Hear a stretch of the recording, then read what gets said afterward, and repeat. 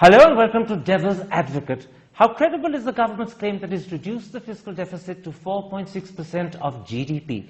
That's one of the key issues I shall explore today with the Finance Minister, P. Chidambaram. Mr. Chidambaram, 24 hours after you made that claim that the fiscal deficit has been contained at 4.6% of GDP, Swaminathan Iyer, writing on the front page of the Economic Times, has said, this year's figure was massaged by creative accounting to postpone expenditure to next year, while stealing next year's revenue through massive interim dividends from public sector undertakings. And what he's suggesting is that you use smoke and mirrors to try and bring the fiscal deficit down to 4.6, but actually it's considerably higher. How do you respond to him?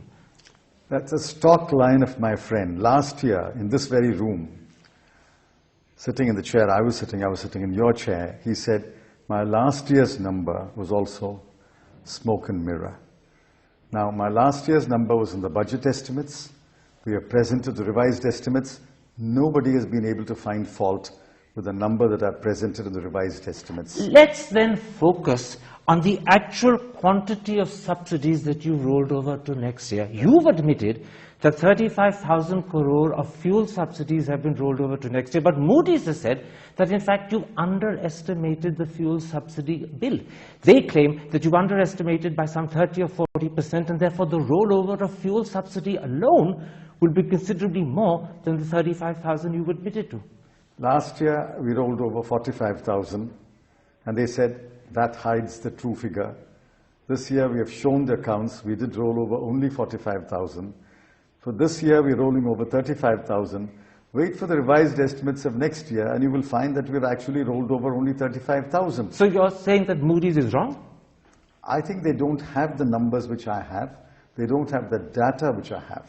All right, it's not just Moody's, however, that's questioning your 4.6% fiscal deficit achievement. Ashok Gulati, the chairperson of the Commission for Agricultural Costs and Prices, says there's a further 80,000 crore rollover of fuel and fertilizer subsidies which you haven't admitted to. Now, if he's correct, then the fiscal deficit becomes not 4.6%, but a lot closer to 5.2 or even 5.3%. But this is the same argument you're making over the last three questions. People say the same thing year after year after year. And when the revised estimates are presented, then nobody has anything to say. Well, I've actually tried to analyze, investigate Mr. Gulati's claim. Is it not the case that the Food Corporation of India, acting through its nominated agencies, has in fact made procurements for nearly 40,000 crore above and beyond your 92,000 crore food subsidy? And if that's the case, then that 40,000 amounts to a rollover which you haven't acknowledged. No.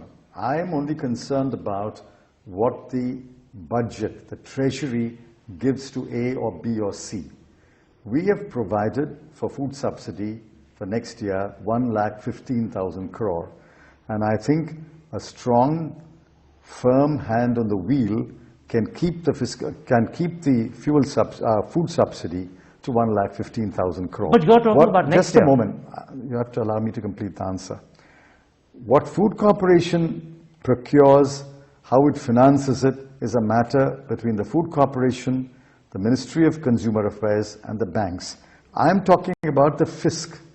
But at the end of the day, if the Food Corporation has done procurements of 40,000 crore, that's a very sizable amount, above and beyond your 92,000 crore food subsidy, then that has to be paid for by someone, and when it's paid for, it will be tantamount to a rollover of subsidy to next year. I don't know whether that number is correct. I don't know how they are financing it. I'm only concerned about what the fisc provides for food subsidy. I've also spoken to Mr. Satish Chandra, the Director General of the Fertilizer Association of India, and he confirms that the Fertilizer Ministry asked for a subsidy of 105,000 crore. You've given an allocation of around 68,000 crore, which leaves a shortfall of about 37,000 crore, and that is a second rollover that hasn't been admitted to in your budget. Ministries will always ask for more. Last year also they asked for more, but we gave them less, and the revised estimates show that we are right. If we are wrong by 1,000 or 2,000, this way, that way.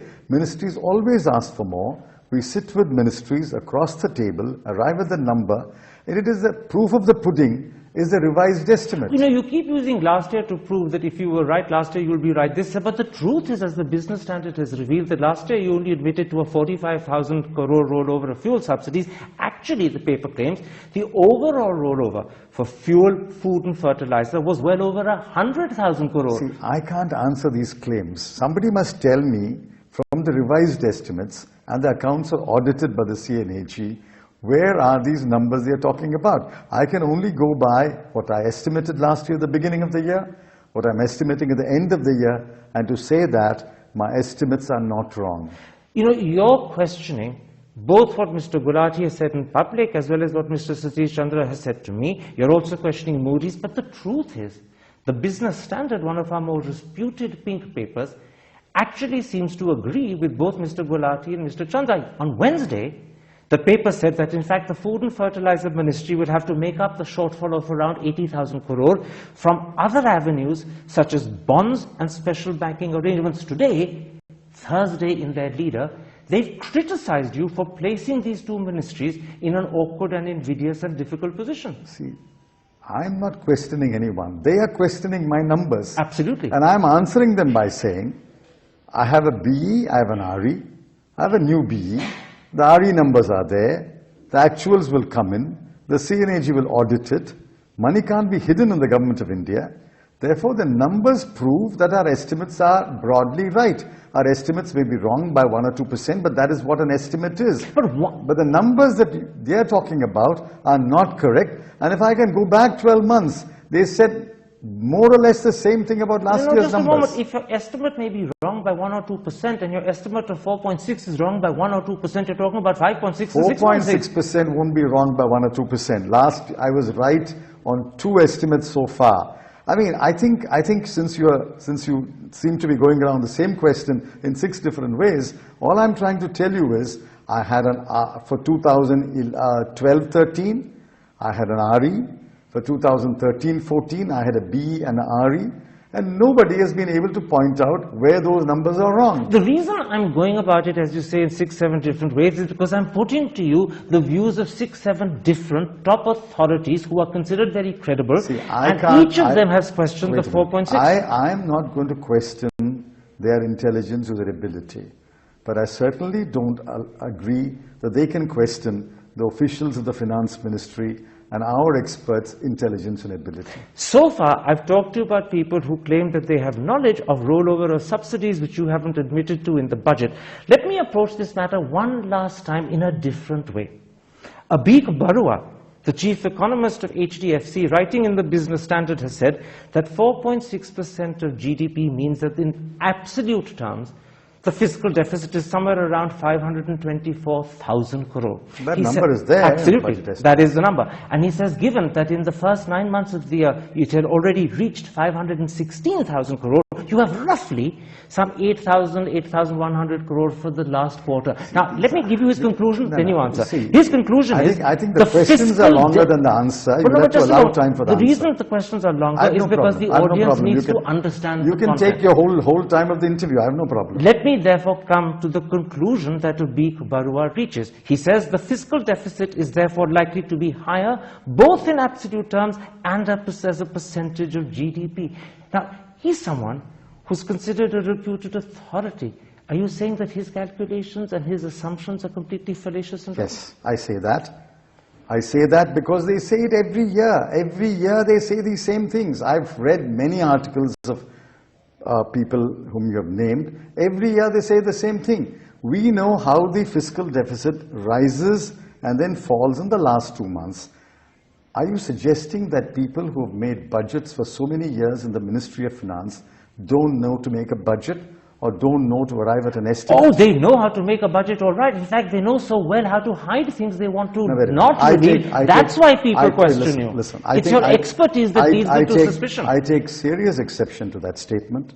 You have produced not a bit of evidence to show that anyone is fudging any numbers. I think you should move on. You have consumed half your time. My last question on this particular subject.